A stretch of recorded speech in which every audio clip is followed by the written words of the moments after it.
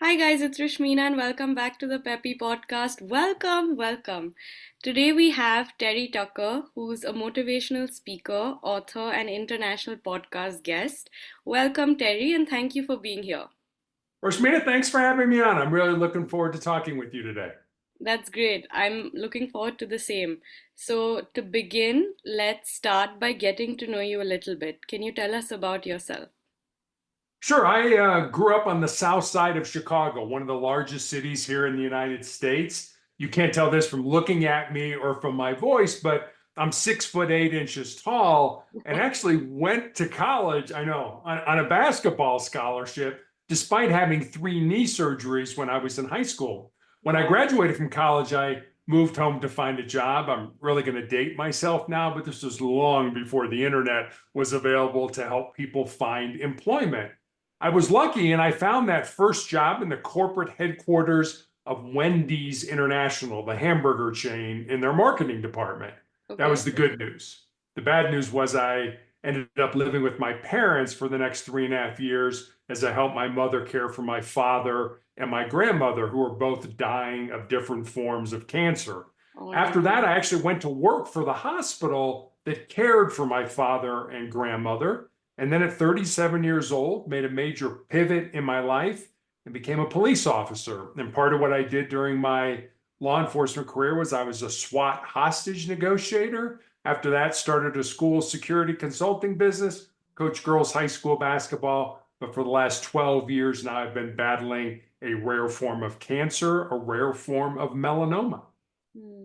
That's a lot of different changes in your career.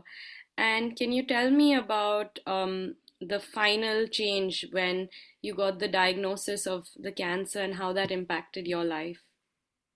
Sure. So this was back in 2012. I was a girls' high school basketball coach when we lived in Texas here in the US. And I Mm-hmm. had a callus break open on the bottom of my foot, right below my third toe. And initially didn't think much of it because as a coach, you're on your feet a lot. But Mm-hmm. after a few weeks of it not healing, I made an appointment and went to see a podiatrist, a foot doctor friend of mine. And Mm-hmm. he took an x-ray and he said, Terry, I think you have a cyst in there and I can cut it out. And he did. And he showed it to me. It was just a little gelatin sack with some white fat in it, no dark spots, no blood, nothing that gave either one of us concern. But fortunately, or unfortunately, he sent it off to pathology to have it looked at. And 2 weeks later, I get a call from him. And Mm-hmm. as I mentioned, he was a friend of mine. And the Mm-hmm. more difficulty he's having explaining to me what's going on, the more frightened I was becoming until finally he just laid it out for me. He said, Terry, I've been a doctor for 25 years and I have never seen the form of cancer that you have. You have an incredibly rare form of melanoma. And most people think of melanoma as too much exposure to the sun. It affects the melanin, the pigment in our skin. Mine has nothing to do with sun exposure. It's a rare form that appears on the bottom of the feet and the palms of the hands. And when I was diagnosed in 2012, I was told that more than likely I would be dead in 2 years. So I Mm-hmm. was given a death sentence, and I've been trying for the last 12 plus years now to turn that death sentence into a life sentence. I'm so sorry about your diagnosis.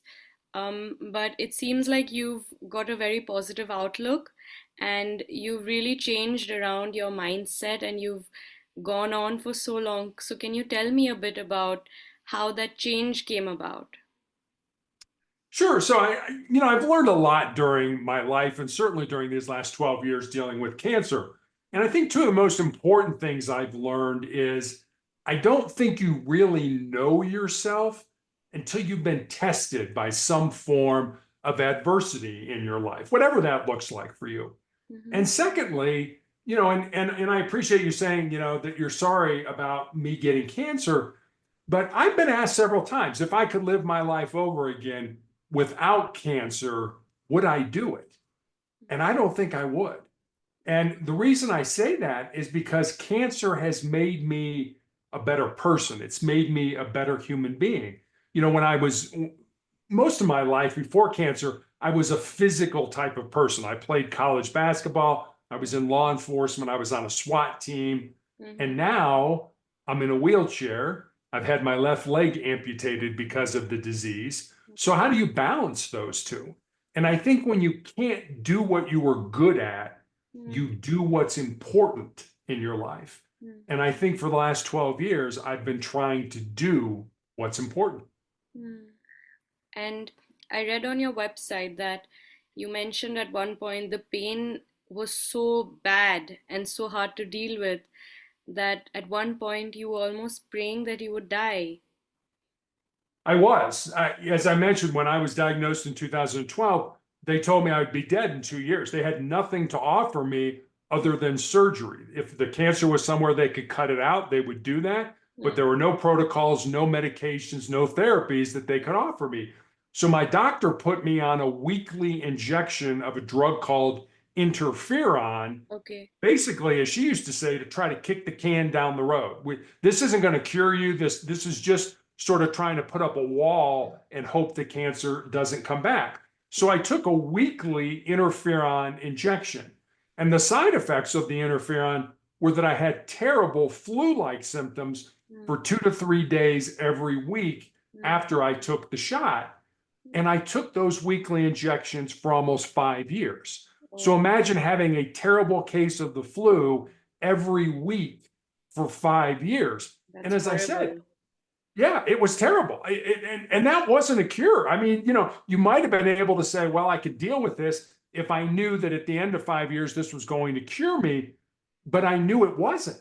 And I ended up, the medication interferon became so toxic to my body that Mm, I ended up in the intensive care unit of the hospital with a body temperature of 108 degrees, which from being in medical school is usually not compatible with being alive. yeah. Somehow I survived that, but had to stop the medication immediately.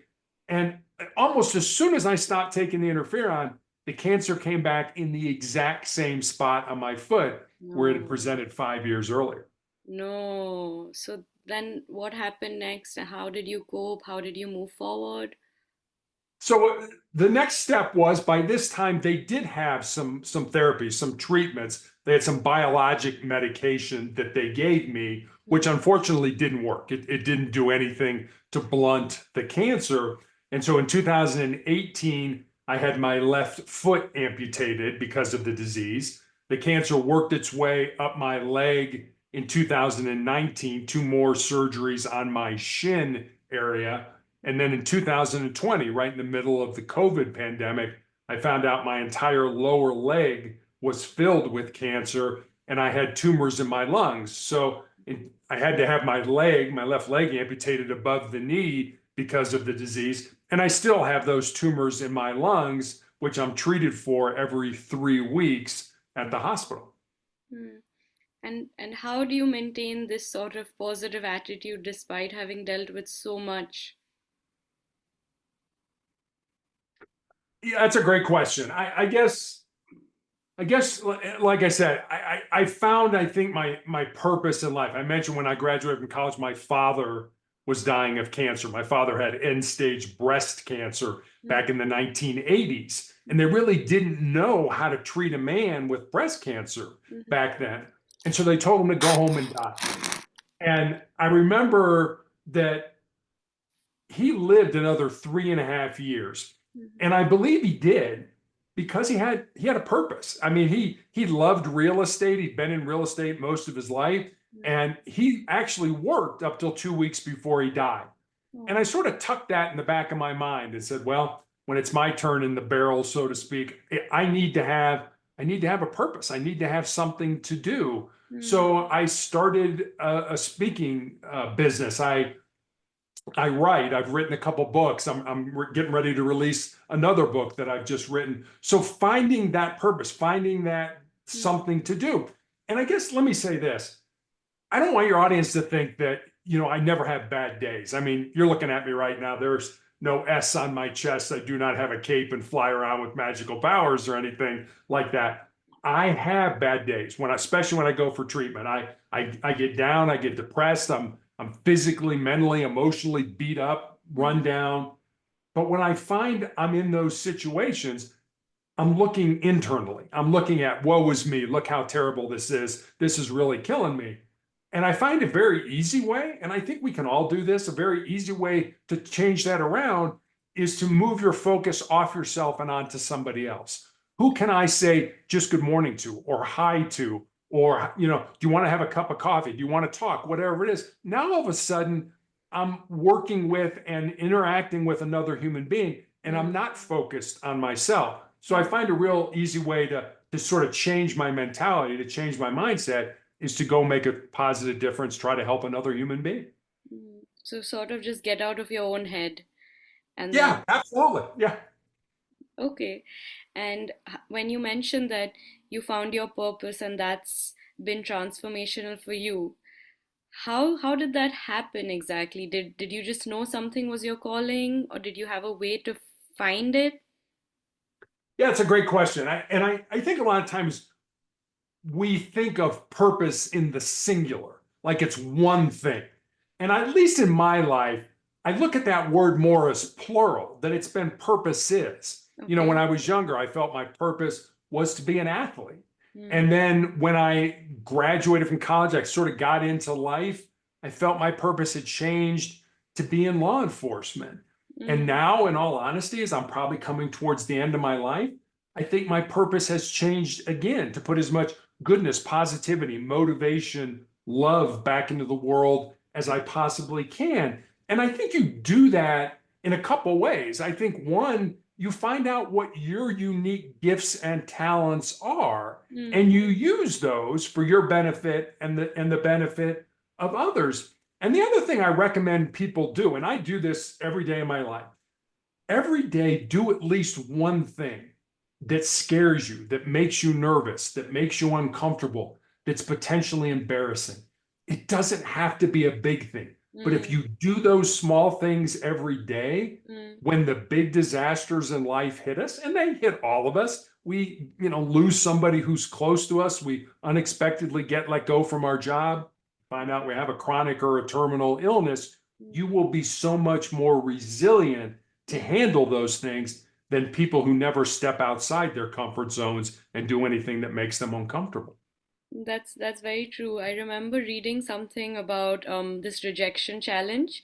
So it was 100-day rejection challenge where every day you go and do something that you consider ridiculous or that you think you won't be able to do.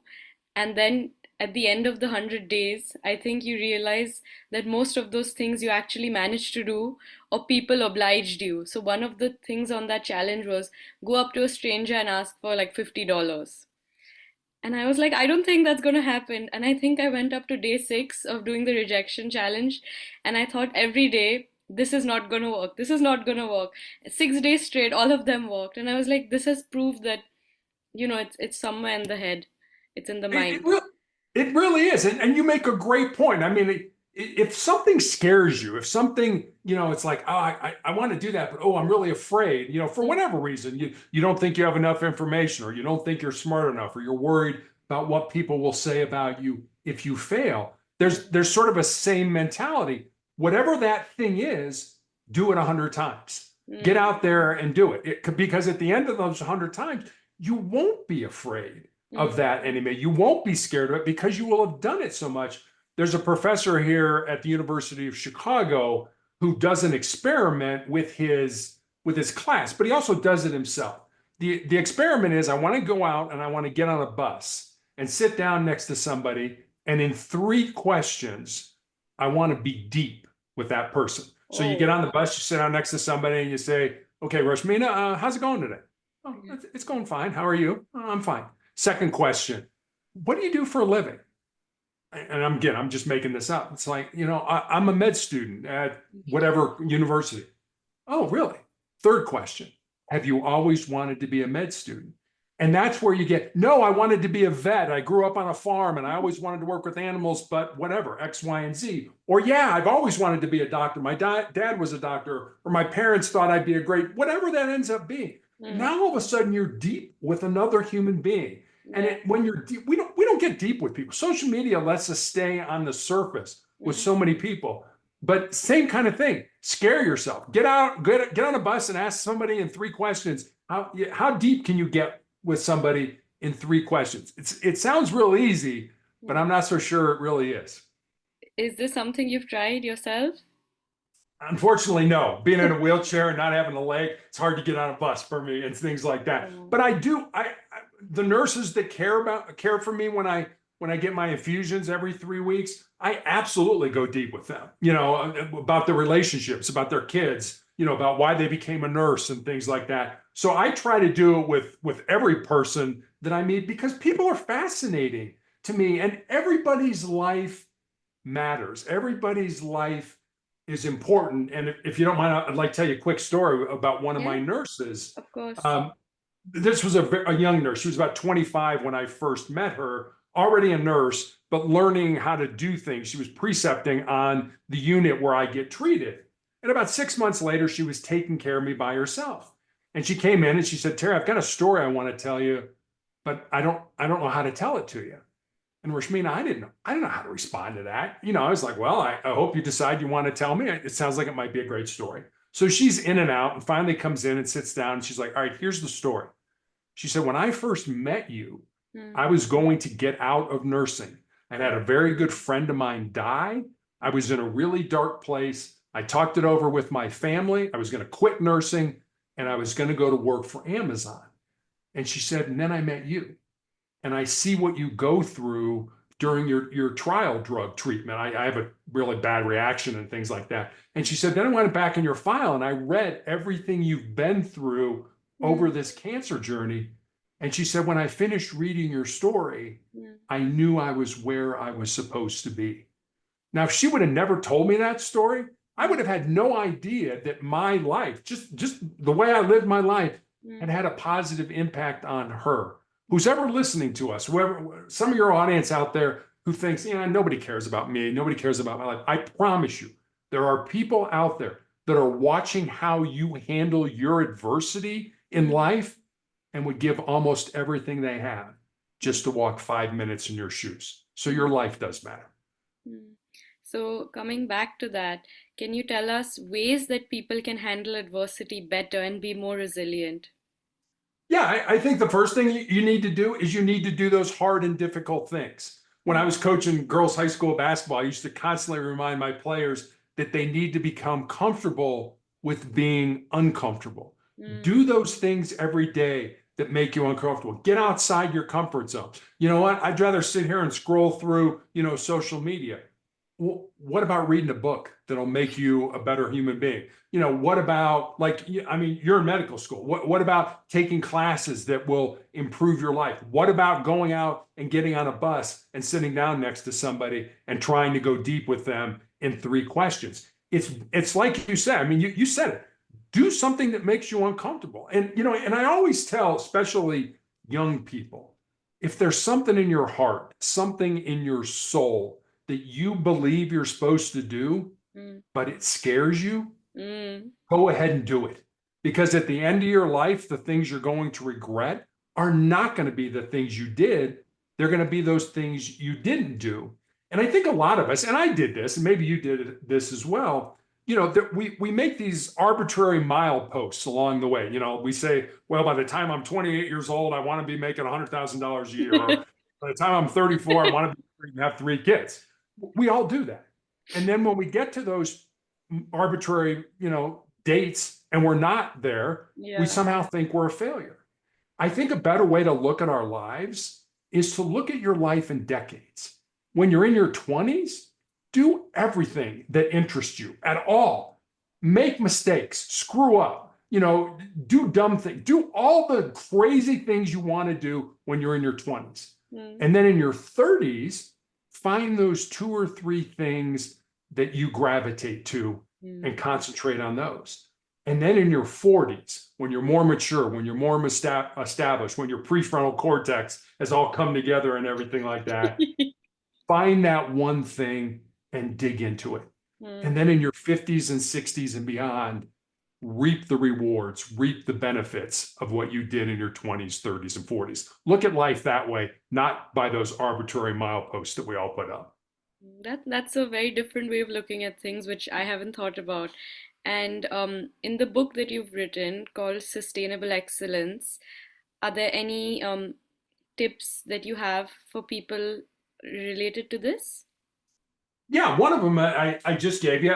Each there are 10 principles in the book, and each principle is a chapter, or each chapter is a principle, whichever you'd like. Uh-huh.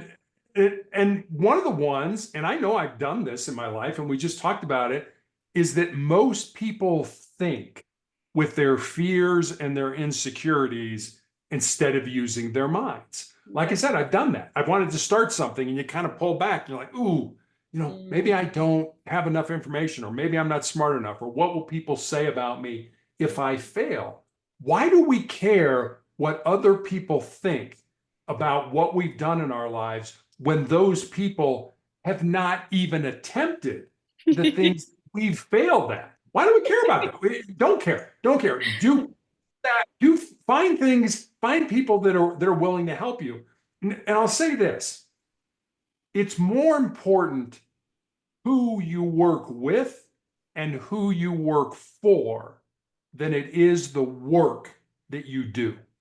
Find people that care about you. Find people that are willing to invest in you. Find people that want to see you succeed. Hitch your wagon to those people and climb your mountains together. That's beautiful. So I read something in this book called Daring Greatly by Brené Brown, and she had a quote which has gone really famous, and she was quoting someone else, and it was saying something along the lines that it's not the people who judge the people who are fighting in the arena, but it matters that you've gone out into the arena to fight, and you can't let someone who's not even in the arena affect how you feel about it because they haven't, again, tried to go and put themselves out there in the first place. Yeah, that's from I guess a poem written by Theodore Roosevelt, one of Yeah, our yeah, yeah. yeah, the man in the arena. And, Yeah. and and she's absolutely right.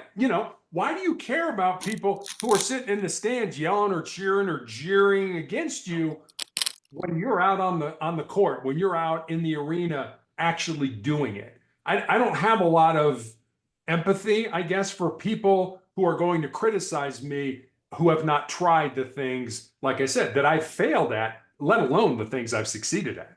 Mm. So, if we were to look at your life in decades, you mentioned how you started the speaking thing, and it's been how many years? 12 years since then? I started the speaking engagement literally as COVID started. So it's only been about 4 years since I started the speaking. Okay, not that long. But how do you feel about that now, looking back? Yeah, it's funny. I start this speaking gig, and then COVID hits, and everything Mm, shuts down. mm, Nobody's doing anything in person or virtually. And mm, so somebody reached out to me and said, "Hey, would you like to be a guest on my podcast?" mm-hmm. And Rashmina, I was like, "Sure."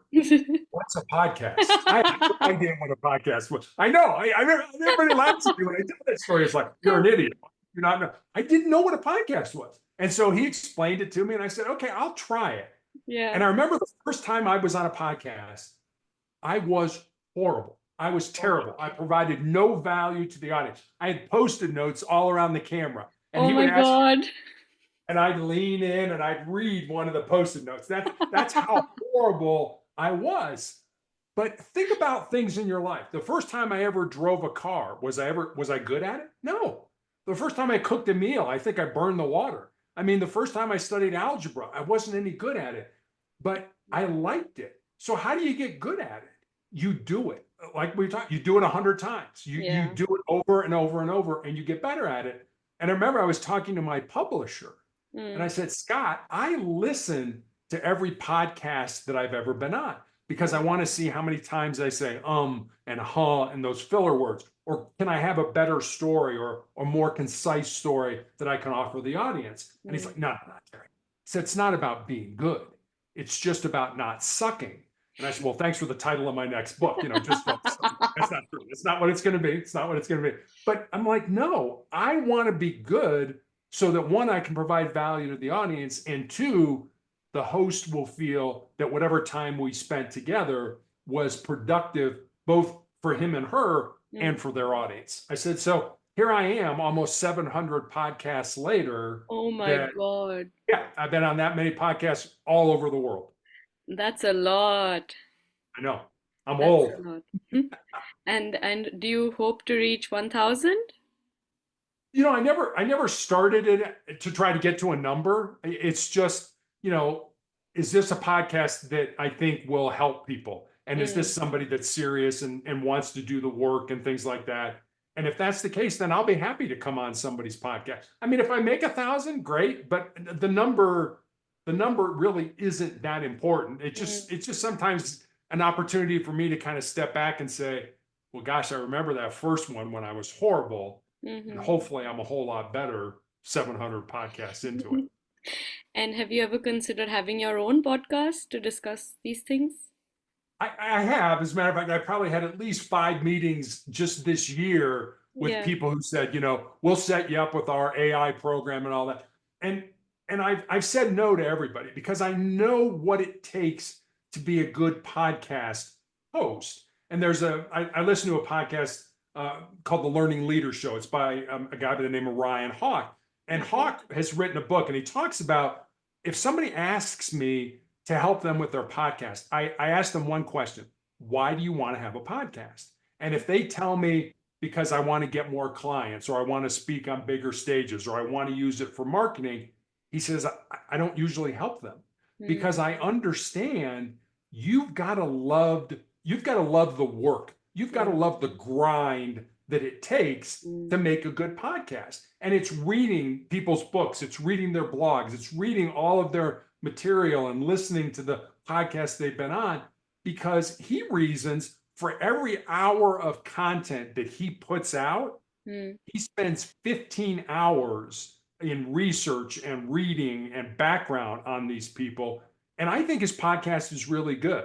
So I don't just want to, have some machine kind of throw out questions and I want to, as I just told you, I want to go deep with people. yeah. I want to get inside their head, their heart, and find out why they do what they do. Mm, And I think for me, that's going to take a whole lot of work. And the fact that I'm treated every third week at the hospital for my mm, cancer, it just doesn't let me have the time to do the good job that I know needs to be done to have a good podcast. That's fair enough. So, are you doing generally okay now? Are you feeling all right? I guess. So I've had these tumors in my lungs for the Mm, last 4 years now. mm-hmm. I've been on a clinical trial drug, which again, think about where I was in 2012. Like we got nothing for you at all. Mm, To today, where this trial drug does nothing to the cancer, but being a med student, you know this. So the way cancer hides or proliferates in the body is it secretes an enzyme or a protein that kind of hides it from your own immune system. mm-hmm. And what this medicine does is it removes that protein or that enzyme so that my own immune system, just like if you had a cold virus or a flu virus, could say, hey, wait a minute, that doesn't belong here. Yeah. We need to attack that. And so it's really been my immune system that has been keeping these tumors. They're still there, but they Mm, haven't gone anywhere and they haven't gotten any bigger in 4 years. So it's really my own immune system that's keeping me healthy. mm. Okay. So, is there any other story that you would like to share with our guests today? Yeah, I'll leave you with this story. There's Yeah. a writer here in the United States by the name of Ernest Hemingway who wrote some great books back in the 40s, the 50s, the 60s. And he tells the story in a book called Farewell to Arms, which is a semi-autobiographical account of his time as an ambulance driver for the Italian army during World War One. And Mm-hmm. there's a line in that book that I absolutely love. And the Mm-hmm. line is this: life breaks everyone, Mm-hmm. and afterward, many are stronger at the broken places. And Mm, I think that's just a metaphor for life. Life is going to beat you to your knees, it's going to break you from time to time. But just like if you were to break your arm and a doctor would set that arm and put it in a cast, when that arm heals, it will be stronger at mm, the broken places. So understand that with life. When life beats you down, if you can continue to move forward, if you can try to be positive, you're going to come out the other end of that horrible experience mm, stronger, more resolute, able to do more and have grown as a person. So many people just get sucked into, oh, this is horrible, and I quit and I give up. You can move forward with that. And I just love that quote. And because it's so much of what I've done in my life. I've been Mm, broken, I've gotten the ability to move forward, and I've mm, come out the other end a better human being. yeah. Here's to getting even stronger in the future. Thank you. I love that. Thank you so much, Terry. You've been so inspirational. Rashmina, thank you very much for having me on. I really enjoyed talking with you. That's great. Thank you. Take care. You too. Bye bye.